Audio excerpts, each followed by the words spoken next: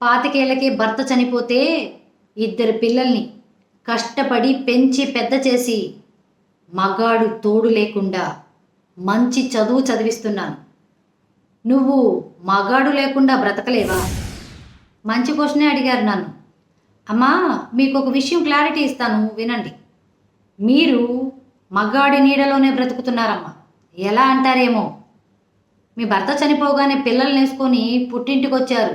తండ్రి నీడలో బ్రతుకుతున్నారు. తమ్ముడు ఆదరణతో, అన్న ధైర్యంతో బ్రతుకుతున్నారు.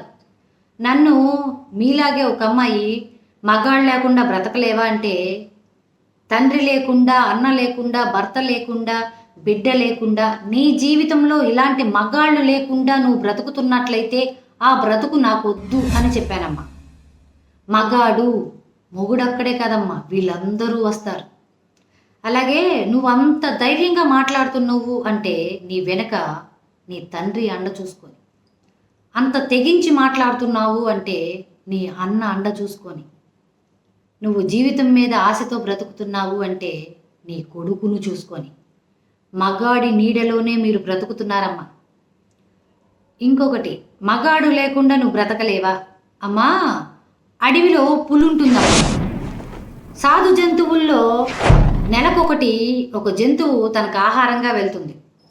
ఈ పులినేసేస్తే మనం బ్రతకొచ్చు కదా అని సాధు జంతువులన్నీ బాగా ఆలోచించి, ఆ కుందేలు నీకన్నా గొప్పవాడు, నీకన్నా ధైర్యవంతుడు, అదిగో బావిలో ఉన్నాడు చూడు అని పులి వెళ్ళి బావిలో పడి చచ్చేలా చేస్తాడు. ఎప్పుడైతే అడవిలో పులి లేదన్న సంగతి పక్కన క్రూర మృగాలకు తెలుస్తుందో ఈ సాధు జంతువుల మీద దాడి జరుగుతుందమ్మా. అప్పుడు తెలుస్తుంది పులి విలువ. పులి అడవిలో ఉన్నంత వరకు ఏ మృగం అడవిలో అడుగు పెట్టలేదు. పులి ఎప్పుడైతే లేదో చిన్న చితక అని చూడకుండా సాధు జంతువుల మీద దాడి జరిగింది అని పులి విలువ అప్పుడు తెలుసుకుంటుంది. కానీ చేతులు గాలిన తర్వాత ఆకులు పట్టుకొని ప్రయోజనం లేదు కదా, అట్లా అన్నమాట. మగాడు పులిలాంటోడమ్మా. అడవికి కాపలాగా పులుండాలి, ఇంటికి కాపలాగా మగాడు ఉండాలి. అప్పుడే మృగాల్లాంటి మనుషుల నుంచి నువ్వు నీ పిల్లలు సేఫ్గా బ్రతుకుతారు. అర్థం చేసుకో అమ్మా.